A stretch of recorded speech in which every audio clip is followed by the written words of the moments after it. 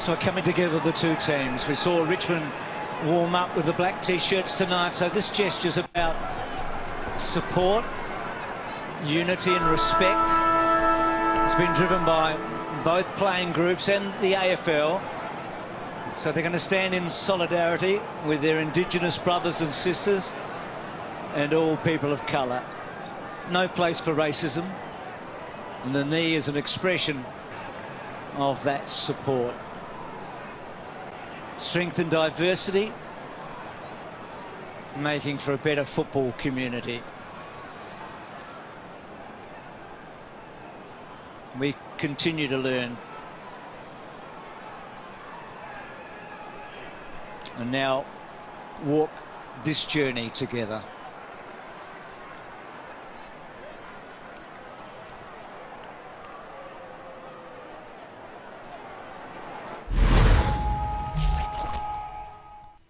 That sick, disgusting, sorry display happened at an Australian Football League game last night. Both teams kneeling in support of the anarchist group Black Lives Matter, which I have to put a caveat to this.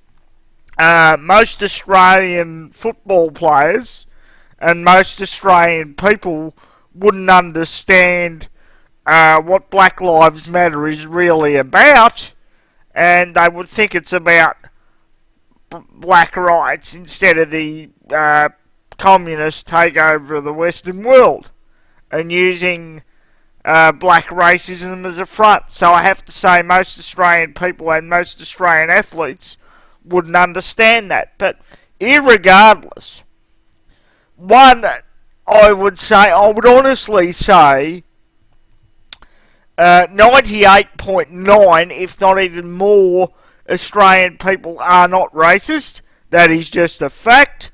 And I'm sick of, and that would account for most people in the Western world now, I would think, are just not racist.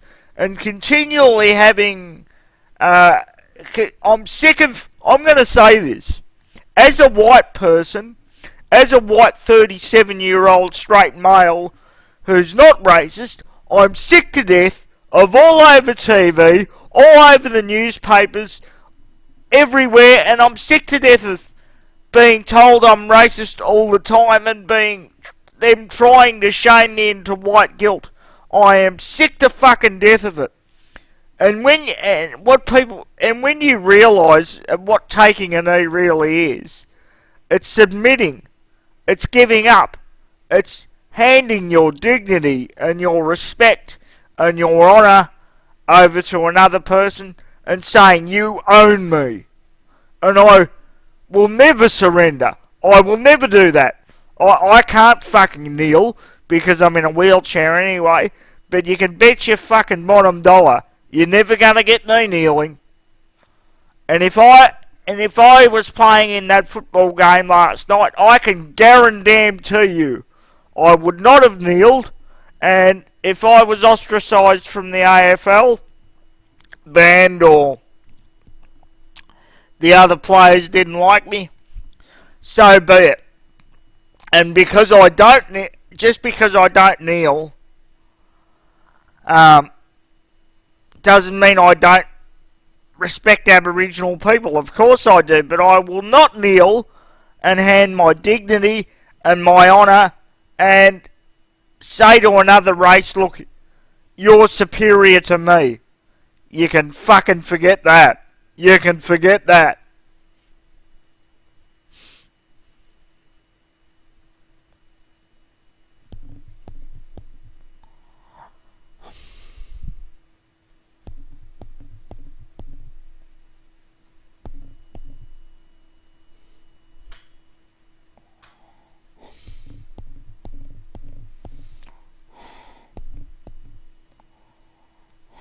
For every unchecked moment, for every time it was easier to ignore than to call it out for what it was.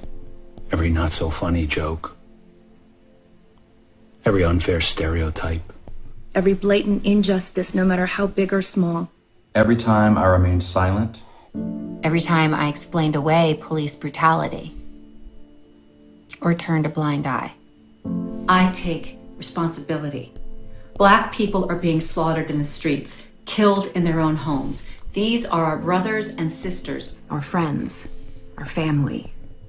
We are done watching them die. We are no longer bystanders. We will not be idle.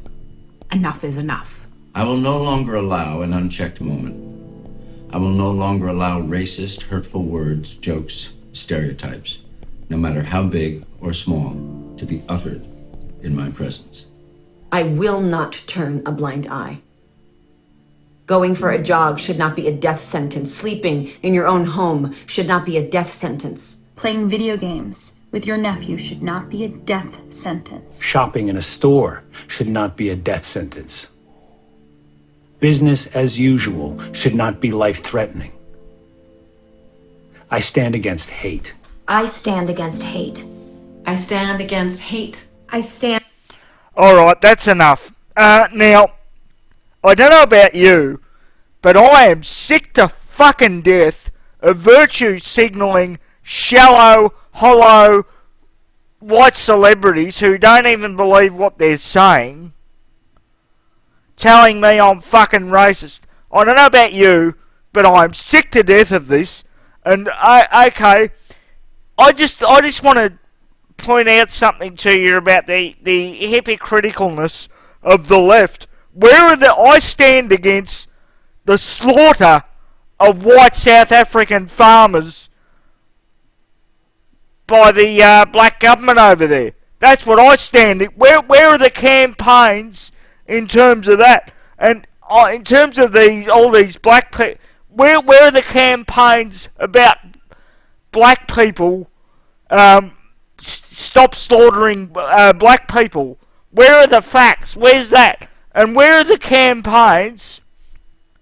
I'm just like, if you got to do it for one, you got to do it for the other, the left. But they don't say, oh, and the NAACP, of course. Of course this was an ad put by them.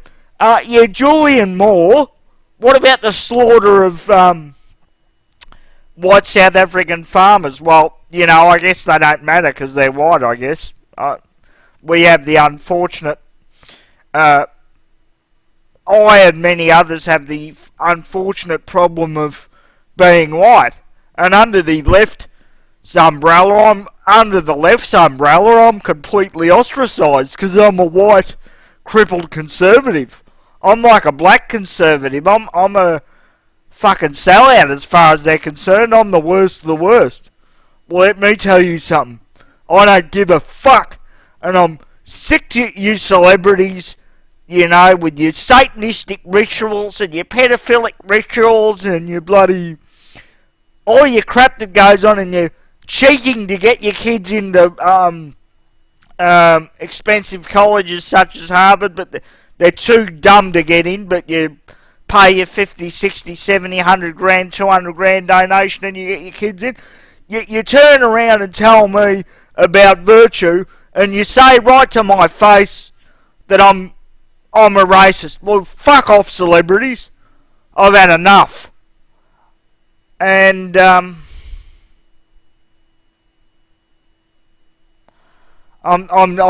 just sick to death of it. And before I let you go, I want to tell you a story. Polly did a video on talking about standing up to tyrants, about people telling us how to speak and how to act and which way to go in supermarkets and things like that. Well, she did a video in 2016 called Words. I think it was called Words, talking about how that they were going to restrict the language to make it harder and harder for us to speak, debate and counter their narrative, because they were just going to ban all sorts of language. And that video was 4.5 years ago, and it's more important today than it ever was. Alright. I want to tell you a story before I leave. Speaking about how they restrict language to thwart us and cut off all our avenues of debate and pushback, well, you can still use language against them. I was at the nurses one day. I was at the doctor's getting my foot checked by the nurse, but because I'm in a wheelchair and I have a lot of problem with blood circulation, I get a lot of foot infections during the winter. Well, she said to me, "How are you going?" And I said, "Well, you know, it is for a lot of cripples. You know, these are the problems you just have to deal with." And she said to me, "Don't use that word cripple. I don't like it. Even though I'm the crippled, I have the choice to use it." She was offended, so she told me not to use it. And I responded to her in this way. I said, what word would you like me to use?